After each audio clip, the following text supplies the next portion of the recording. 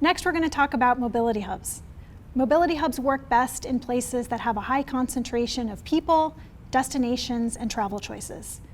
Mobility hubs aren't limited to just locating a handful of services at a single transit station. We're thinking much bigger about how a variety of travel services, safe streets, and supporting technology can be spread across communities to help make getting around the neighborhood a lot easier. A whole community comprises a mobility hub. Essentially, a mobility hub does two things. Helps people get to and from Transit Leap, and helps people make short trips around the community without needing to rely on a personal car, all while creating spaces that help people feel both comfortable and respected as they travel from one part of the region to another. It's vital that we have a connected network of mobility hubs that allow people to reach both employment and recreational destinations. Our proposed mobility hub network is comprised of our region's urban core and 30 more mobility hubs that help people do just that. Our urban core spans downtown San Diego and includes high-density residential and commercial areas, everything from Mid-City to Barrio Logan to Midway Community. 4 gateway mobility hubs serve as key entry points into the 5 Big Moves network, including US-Mexico border, El Cajon, Escondido, and Oceanside. 9 employment centers offer mixed-use development opportunities. 8 coastal mobility hubs are seaside destinations for residents and visitors alike. And 9 suburban, mostly residential mobility hubs situated near Transit Leap services are also included.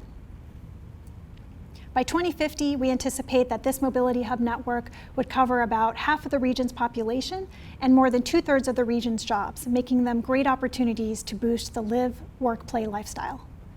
And with nearly half of our trips in the region being 3 miles or less, these mobility hubs offer a chance to truly transform how we get around our communities, using everything from pedal bikes, electric trikes, mopeds, and more. It's also really important to gauge how well these mobility hubs cover our communities of concern. By 2050, we anticipate that more than 60% of all low-income households could be located in a mobility hub, as shown in the map on the left. The map in the middle shows how more than half of all minority residents could be living in a hub by 2050. And the map on the right shows how half of seniors 75 and older could be living in a mobility hub by 2050. Let's take a closer look at 2 potential mobility hubs. On the west end of the urban core, a central mobility hub could offer regional transit connections like we've never seen before, allowing people to get to work, access air travel, or have a fun night out. I-5 would no longer divide the uptown community from Midway, since there'd be a lot of different options to get to Central Mobility Hub. And an automated people mover connection to the airport could offer fast and frequent service. Just imagine what it could be like to have our own Grand Central-like experience.